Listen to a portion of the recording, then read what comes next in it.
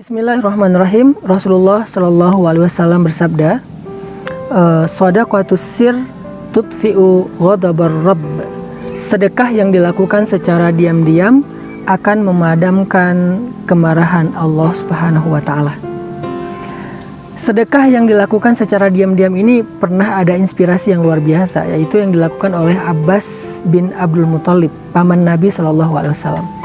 Abbas ini punya kebiasaan setiap malam kalau udah agak larut, beliau keliling kota Madinah untuk memberikan sembako atau ngasih makanan lah, kalau sekarang di zaman pandemi PPKM kayak gini, ngasih makanan kepada orang-orang miskin yang ada di kota Madinah. Caranya, Abbas akan naruh bingkisan atau kayak goodie bag kayak gitu yang isinya ada kurma, ada gandum, berbagai macam makanan khas orang-orang yang ada di kota Madinah dikumpulkan di satu goodie bag.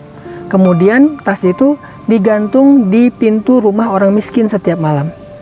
Tapi Abbas memilih waktunya sepertiga malam. Jadi sebelum beliau tahajud, beliau keluar rumah dulu, ngegantungin goodie bag di depan pintu rumah orang-orang miskin.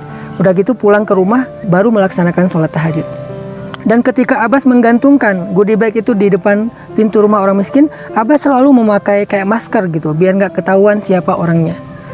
Dan orang-orang di kota Madinah setiap malam menantikan itu secara bergiliran, karena nggak semua rumah orang miskin diberikan dalam satu malam, gantian aja giliran. Dan mereka bertanya-tanya, siapa laki-laki yang setiap malam memberikan makanan di depan pintu rumah orang miskin? Siapa laki-laki yang sangat karim, jawad, yang sangat dermawan, yang sangat perhatian kepada orang miskin itu? Nggak ada yang tahu jawaban itu sampai setelah Abbas wafat. Ketika Abbas sudah meninggal dunia, barulah penduduk Madinah tahu bahwa itu adalah kerjaan Abbas, karena sejak Abbas wafat, nggak ada lagi goodie bag di depan pintu rumah orang miskin di kota Madinah. Ini namanya shadaqatus sir. Ini namanya sedekah yang dilakukan secara diam-diam.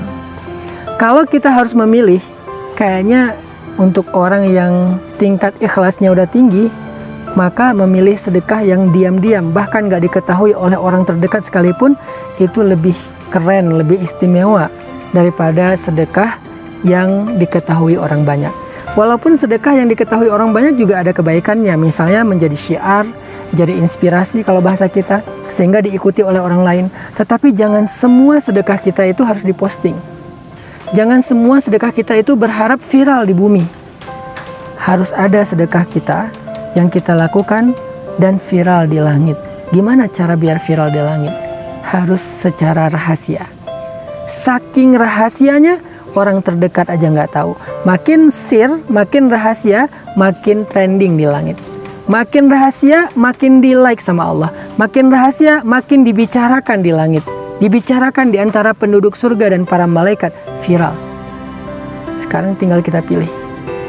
Mau jadi selebgram langit atau bumi? Mau viral di langit atau viral di bumi? Semua itu tergantung kita masing-masing.